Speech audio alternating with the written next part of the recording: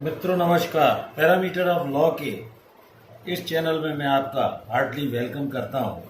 आज मैं एक important topic FEMA foreign exchange management act 1999 से संबंधित इम्पॉर्टेंट प्रोविजंस पर यह वीडियो बनाने जा रहा हूं। मित्रों, इसके पहले अनुरोध है कि वीडियो को शुरू से अंत तक देखें।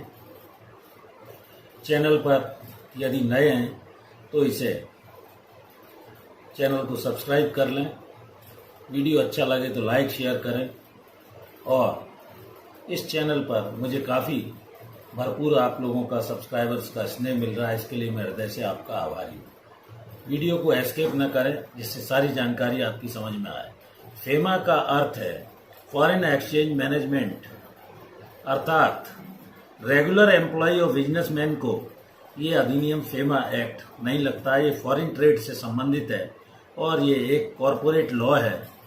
जो व्यक्ति बाहर विदेश में यात्रा करते हैं, $2.5 लाख तक का खर्चा उनके लिए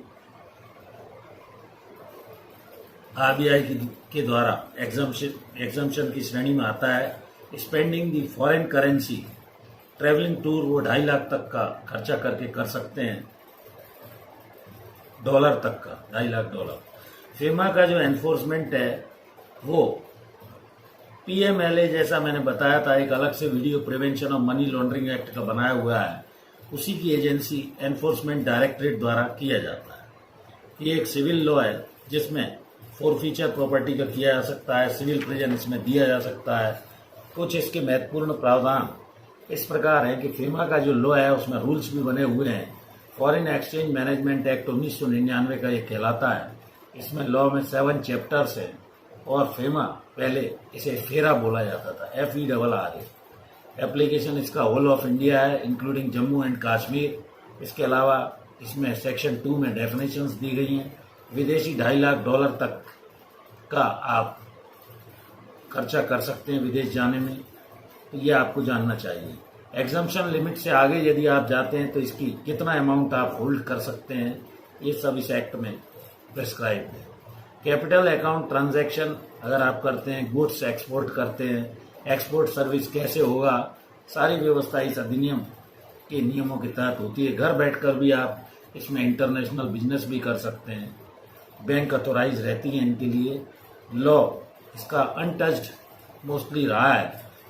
इसके सेक्शन 13, सेक्शन 14, सेक्शन 14A और सेक्शन 15 पेनल्टी के संबंध में जो इम्पोर्टेंट है। सिस्टम में जो भी आप काम करेंगे वो कानून के बाहर जाकर आपको कोई भी काम नहीं करना है, तो इसके प्रोविजंस को आपको जानना चाहिए। और इस सेक्शन 13 में shall be punished with 2 lakh तक का है, 3 टाइम्स तक फाइन हो सकता है। Union of India versus Ashok Kumar के मामले में enforcement of the orders of the adjudication, powers of recovery आदि बतलाया गया था। ये कंपाउंडिंग भी होते हैं ऑफेंसेस, जो राजीनामा करके कंपाउंडिंग ऑफ ऑफेंसेस किया जा सकता है। कुछ अथॉरिटीज को कंपाउंडिंग करने के पावर रहते हैं। की अपील ट्रिब्यूनल जैसे उसमें 45 दिन तक, हाई कोर्ट आदि में 60 दिन तक के लिमिटेशन रहता है। सफिशिएंट कॉज बनाने पर वो अथॉरिटी डिले को कंडोन भी कर सकती है। इसके अलावा इसमें जजेस की नियुक्ति, मेंबर्स की नियुक्ति, स्टाफ आदि की नियुक्ति, क्या एसेंशियल क्वालिफिकेशन होगी, क्या पावर्स होगी, इसको एक्ट में प्रिस्क्राइब किया गया है। टर्म्स ऑफ ऑफिस कितना होगा, डायरेक्टरेट ऑफ एनफोर्समेंट कितने एसेट्स को इसके अंदर आपको एग्जम्पशन दे सकती है, सब विधि में व्यवस्था दी गई है। Power to make rules, annexures हैं इसके फेमा के। ट्रायल कोर्ट के यहाँ CA, चार्टर्ड अकाउंटेंट और लॉयर्स और ट्रिब्यूनल आदि में जा सकते हैं, जबकि हाई कोर्ट और सुप्रीम कोर्ट प्योर जुडिशरी के अंतर्गत आती है, जिसमें एडवोकेट्स ही अपीयर हो सकते हैं। शेड्यूल इसके 1, 2, 3 है। Schedule 1 transactions which are prohibited, उसमें बताया गया है कौन कौन से ट्रांजैक्शन प्रोहिबिटेड हैं। शेड्यूल 2 में फेमा के रूल्स हैं। प्रायर अप्रूवल सेंट्रल गवर्नमेंट का लेना होगा। कल्चरल कोई टूर करते हैं, टीवी चैनल्स एक्सेट्रा, इंटरनेशनल कोई लेवल के, तो वो सब बताया गया है। शेड्यूल 3 में इंडिविजुअल पर्सन्स के लिए $2.5 लाख से आरबीआई से ऊपर, which ever is more. Consulting services from outside India अगर आप देते हैं तो वो भी उस बारे में बताया गया है शेड्यूल 3 में। Judgement of supreme court important order 1 जो इसमें माल इंपोर्ट किया गया था, बिल वगैरह सबमिट नहीं किए गए थे। सुबामो बोस डायरेक्टर थे इस कंपनी के वर्सेस एनफोर्समेंट डायरेक्टर कंट्रावेंशन से संबंधित था। ये फेमा एक्ट के सेक्शन 10 क्लॉज 6 और 46, 47 पेनल्टी के संबंध में था, जिसमें कहा गया, ये सुप्रीम कोर्ट तक मामला गया, contravention of goods arrived in India but company failed. Supreme court also dismiss the appeal. Supreme court ने भी अपील को डिसमिस कर दिया, क्योंकि जो इनपुट किया था डिलीवरी नहीं की थी और कंपनी के डायरेक्टर को ये डिफरेंस लेना था कि मैं वहाँ था ही नहीं। कॉन्ट्रावेंशन के लिए पेनल्टी नोटिस के पहले गलती से अगर कुछ गलती हुई थी तो उसे इसको सुधारना चाहिए था। फॉरेन एक्सचेंज 90 डेज और 180 डे में सरेंडर कर देना चाहिए। Messrs Hindustan steel versus state of Orissa का भी मामला 5/10/2010 को डिसाइड हुआ।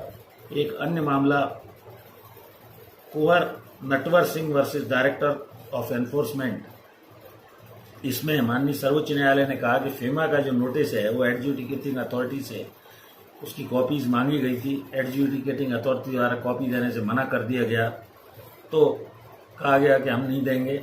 Appellate were entitled to all defence that may be available to them in law. इस तरह फेमा जो लॉ है वो डायरेक्टरेट ऑफ एनफोर्समेंट के द्वारा इसमें कार्रवाई की जाती है और ये कॉरपोरेट लॉ है और रेगुलर एम्प्लॉयज और बिजनेसमैन को ये नहीं लगता है, बल्कि विदेशी जो एक्सचेंज के लिए व्यापार या विदेशी व्यापार या विदेश संबंधों जिनमें टूर में 2.5 लाख रुपए डॉलर तक का खर्चा आरबीआई द्वारा एग्जाम्प्ट है, उन पर लागू होता है। तो स्पेंडिंग दी फॉरेन करेंसी के लिए बहुत इंपॉर्टेंट लॉ है और फेमा का एनफोर्समेंट डायरेक्टरेट द्वारा सिविल के रूप में किया जाता है, जबकि पीएमएलए का जो एनफोर्समेंट है वो क्रिमिनल लॉ के रूप में ईडी द्वारा किया जाता है। तो इसमें सिविल लॉ में फेमा में फोरफीचर करके सिविल प्रिजन तक दिया जाता है। मैंने इस सरल शब्दों में आपको फेमा के संबंध में जानकारी दी। मैं आशा करता हूं कि मैं आपको फेमा के संबंध में सरल शब्दों में समझाने में सफल हुआ और इस चैनल पर ऐसा ही स्नेह प्रेम बनाए रखिए। मैं आपका हृदय से आभारी हूँ। मैं इस चैनल पर नए नए विषयों को लाकर आपकी कानूनी जानकारी को बढ़ाने, इजाफा करने का प्रयास कर रहा हूँ। यदि किसी प्रकार का कोई आपको कंसेप्ट क्लियर ना हो तो आप कमेंट करके मुझसे पूछ सकते हैं। Thank you for watching this video. इस वीडियो में यहीं तक, कल फिर मिलते हैं नए वीडियो के साथ। Thank you for watching this video. नमस्कार।